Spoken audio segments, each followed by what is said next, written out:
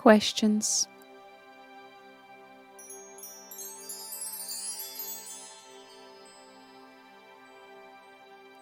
Why do some adults stop dreaming? Betsy asked the ant. Bardo handed the ladybug an envelope wrapped in a blue ribbon so precisely as if the sender hoped that merely touching it would lead them to a world of answers to its question. 6 years had passed since the ant decided to organize the meeting of open questions. She remembers exactly how it all began. One December night, when most creatures had already fallen asleep, Bardo found something extraordinary on the windowsill. An unsigned note addressed to her. It contained one question. Do you know that the patterns on butterfly wings are a bridge between reality and the dreamland? The question itself carried a hidden hope that there exists a place where all unspoken words find their home and lost desires their fulfillment. Bardo didn't know either that butterfly wings had something to tell. So she started observing these creatures with much greater attention since then. Although they don't always want to help people with this. And it was also that the answer to the question from the found envelope gave the ant no peace, because each subsequent thought gave birth to more and more of them. Questions instead of answers. Questions that multiplied at the speed of light and led the ant into even deeper contemplation. And later they became so persistent that even a whole body immersion in water didn't help her to give the mind rest. And in a short time, the ant concluded that it would be great to invite friends and discuss it together. And it was already known that Bardo would ask Leo to come. Leo would ask Sarah, and Sarah would ask the ladybug. And they would ask their friends. And everyone would search for questions, or rather learn to understand them. Because all in all, we need to know how to understand questions properly. Bardo, if I give you more sweet cookies, will I get the answer faster? Bardo looked at the ladybug with a smile on her face, carrying a plate of juicy tangerines, and they laughed together, preparing for the arrival of the rest of their friends. The time chosen by the ant wasn't random at all. It wasn't the month she found the envelope only. December was very best choice because of shimmering lights and trinkets, the smell of spiced gingerbread, the aroma of warm tea and soft fluffy blankets, which encouraged sitting in beautifully decorated space and talking. It was also favorable because the approaching new year awakened a desire for the new. That's when we often place hope for a better beginning and for what lies between the last and first day of the year. Its hope encourages the stars to descend lower at this time, to come closer to us and to better hear whispered desires. As if on this one day, complete magic could happen, ready to change our existence. Betsy, wait for the meeting of open questions. It's about to begin. For now, please take more envelopes and place them in the middle of the table. We have quite a lot of them this year. And who's coming today anyway? Betsy ignored her friend's question, probably busy counting the envelopes or wondering if the color of the ribbons they were wrapped in had any meaning at all. So each of them, Betsy raised an envelope up, contains one important question to which the addressee hasn't found an answer this year.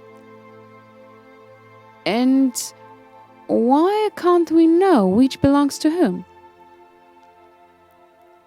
It doesn't matter who asked them, replied Bardo, because they're all about us. And one good question can illuminate more paths than 1,000 ready answers from any of us, if only we know how to understand them properly. The ant hastily added, so it can belong to anyone. A brief silence fell, and soon after, the doorbell rang. After a moment, it became so crowded that Bardo decided that next year the meeting would be held in a much larger space. The ant stood in the middle of a room. She began the meeting with an official welcome and pointed to the table. The envelopes, placed in a circle, began to glow softly, as if the questions filled with impatience were trying to reveal. The ant lifted the first one, and then something magical happened. As soon as she untied the green ribbon, luminous letters appeared in the air, transforming into signs, and after being read, they immediately disappeared. Why does everyone see happiness differently? The room filled with murmurs pulsating to the rhythm of answer seekers. Betsy watched everything and everyone with wide open eyes. Thoughts circled in her head like a butterfly trapped in a jar, bouncing off the walls. With each minute, the space got louder, warmer, and brighter, and a ladybug slowly began to understand why these meetings were as necessary as well as special. You see, Bardo whispered to her, sometimes we forget how to ask the right questions. That's why we are here. And maybe also to remind each other that the greatest wisdom often lies in the courage to ask at all. And so began another meeting of open questions, where each envelope held a piece of someone's soul, and each question was like a light, leading to better understanding of oneself and the world. Because sometimes you need to get lost in questions to find your own path to dreams. The color of the ribbons also had something to convey, but only Bardo knew about that, as she had already learned mysteries from butterfly wing patterns. You know, the ant added after a moment, the most important things happen in the spaces between words, because they give birth to their real beginnings.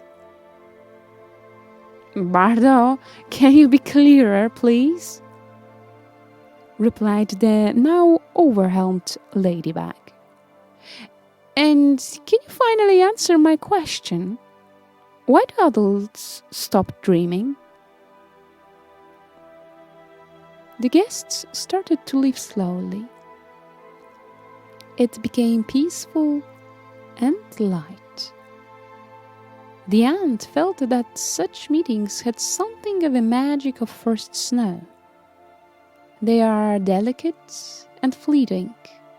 They are permission to stop and notice the wise and beautiful people around us.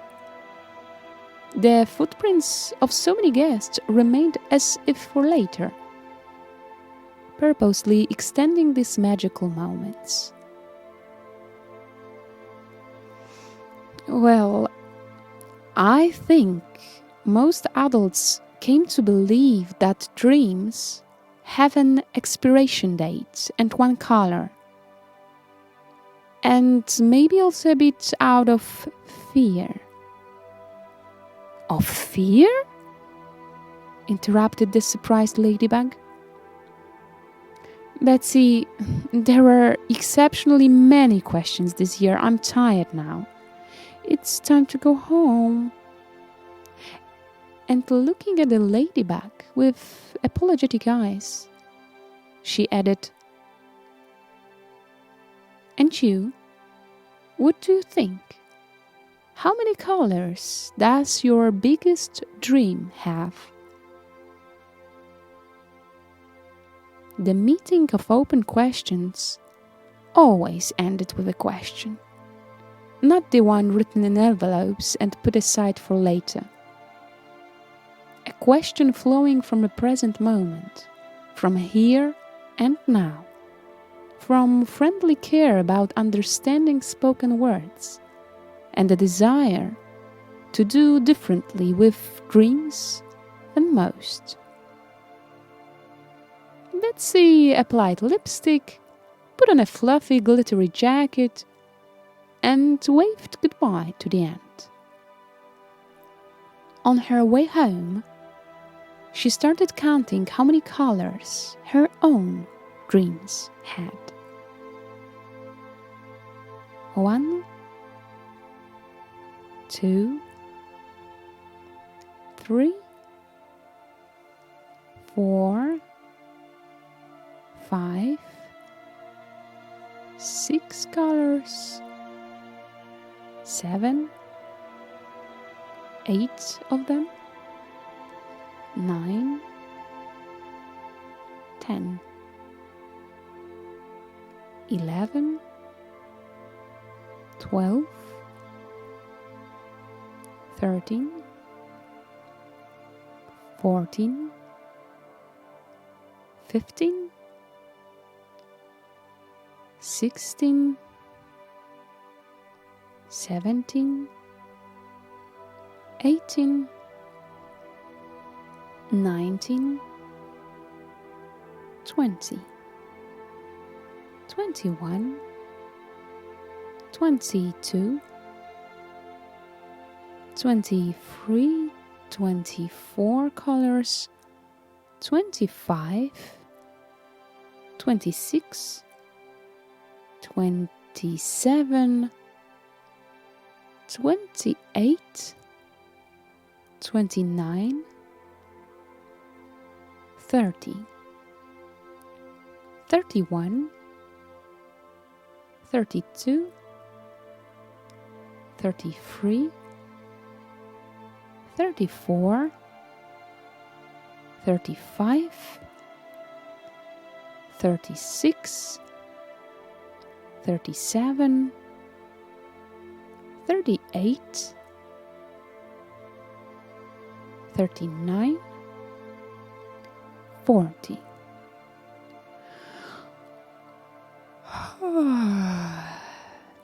41 of them, 42, 43, 44, 45, 46, 47, 48, 49, 50, 51,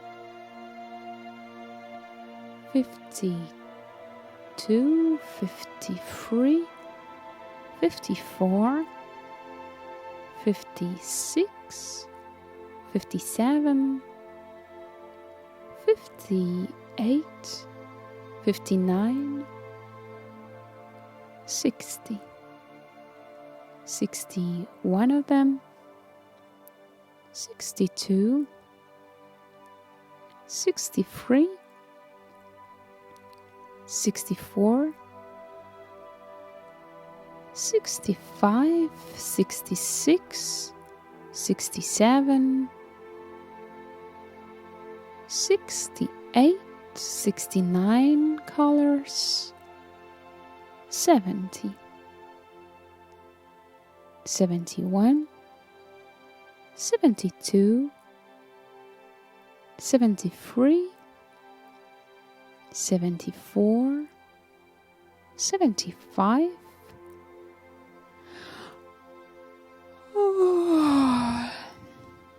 76, 77, 78 of them, 79, 80 colors, 81,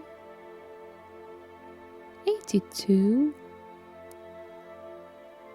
83,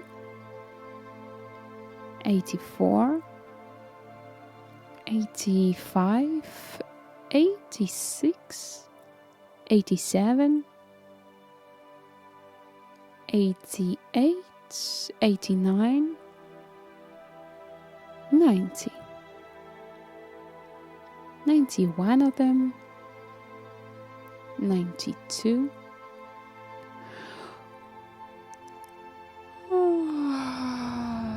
93, 94, 95, 96 colors, 97, 98,